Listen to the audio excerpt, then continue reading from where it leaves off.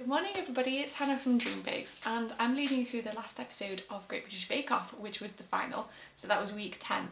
And I'm very sorry that I'm getting up so late, but as you may be able to empathise with me, the last thing I wanted to do at the end of some very busy weeks that we've had is put on makeup, talk to a camera, have to look at how tired I look on camera. So yeah, it's been a while until I've had time to actually get down and film it. So let's dive in. The final didn't have a theme, I thought it would, but the three things they had to do was they had to do 3 types of batch loaves, then they had to do 10 ginger biscuits which were royalised, and then they had to do an entremet at the end. So yeah, obviously elephant in the room, Sophie won. It got to about halfway through the episode and I thought to myself, they're filming this in a way that shows that Sophie's going to win, aren't they? I mean, to be honest, like, I wouldn't have said there was a lot between them. The first batch loaf task, Stephen didn't do very well on that. He underproved and underbaked a few of his things, and actually Sophie did as well. I can't remember which one it was, but I did like Stephen's little knots. They looked like balls of wool, and I thought they were very sweet and very cleverly done. The ginger biscuits, I just don't think they gave him enough time to do this. It stressed me out because I do royalise them quite a lot. And they just didn't give him enough time to kind of let the icing set and settle. So none of them looked that great compared to the designs they were meant to be doing. Sophie's had good flavour.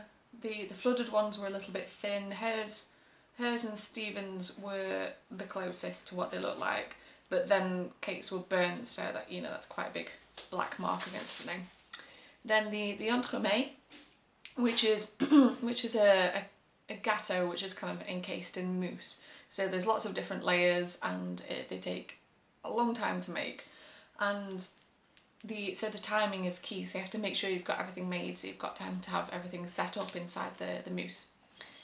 Stephen did a yin-yang theme, which I wasn't massively keen on. I don't think they looked very good, to be quite fair. They were unfinished. The mirror glaze hadn't set. Oh gosh, it was stressing me out so much when he was taking them out of the mould because I knew that they weren't going to be set enough. And his, I commented this to a couple of my friends, his were very thin compared to the others. I'm not entirely sure why, but I think they look a lot better when they're, you know, like a decent size. I think his were maybe about that thick. Kate's was Japanese inspired, and to be honest, if she hadn't have said that, I wouldn't have known it was Japanese inspired, but it did look very good. So that was where she kind of pulled it back, and I thought, oh, maybe it is going to be between Kate and Sophie, because I said to a few people that I thought it was way too obvious that Stephen was going to win, like, especially given the whole controversy with him being like basically a semi-professional baker anyway.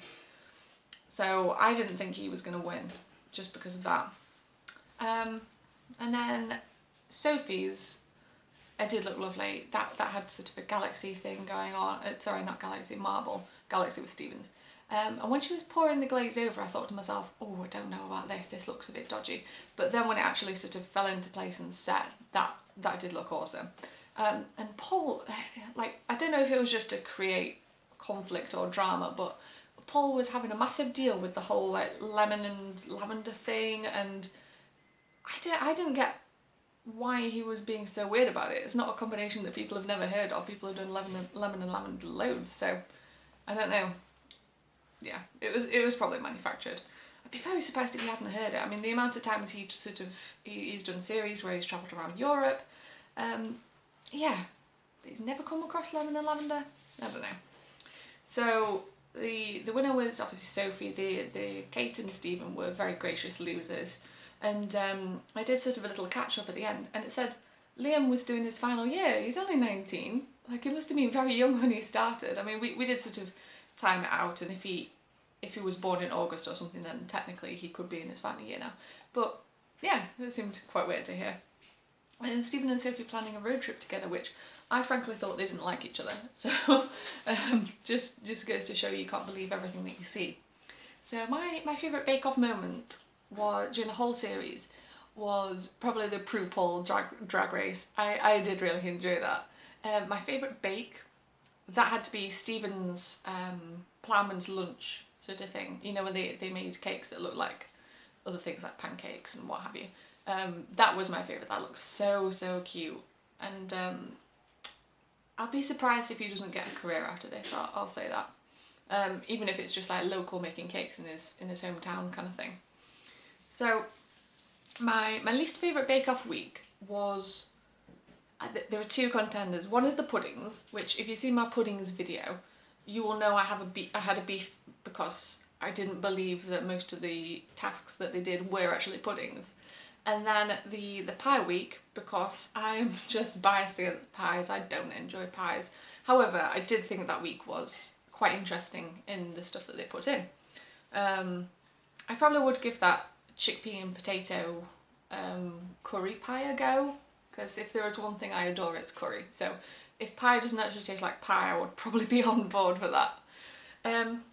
The series as a whole, this is the first series I've ever watched all the way through.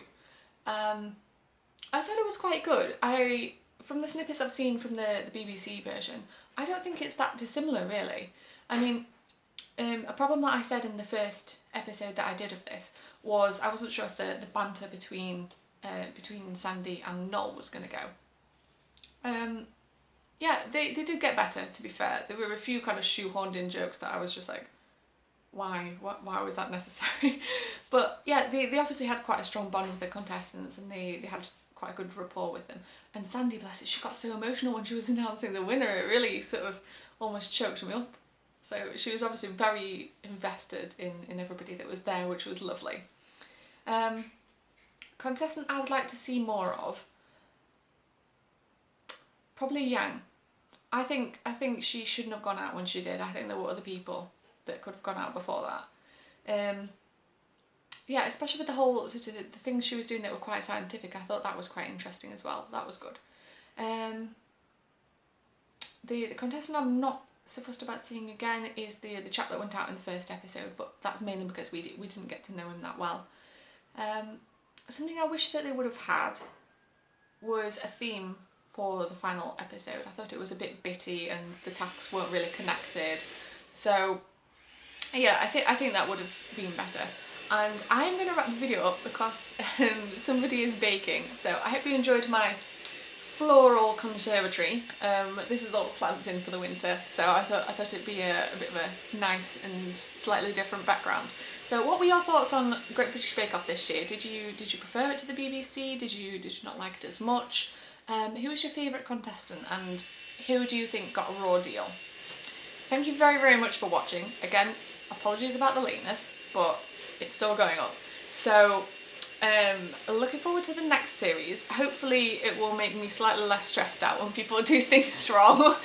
Oh gosh, yeah, that was the thing as well. Like Sophie's like chocolate collar broke, and I was just sitting there and I was like, oh, I couldn't deal with it. I mean, the judges had picked her up on it, but hers was still like miles better than the other two, if I'm quite honest. So, oh my god, I'm back on to see what's going on.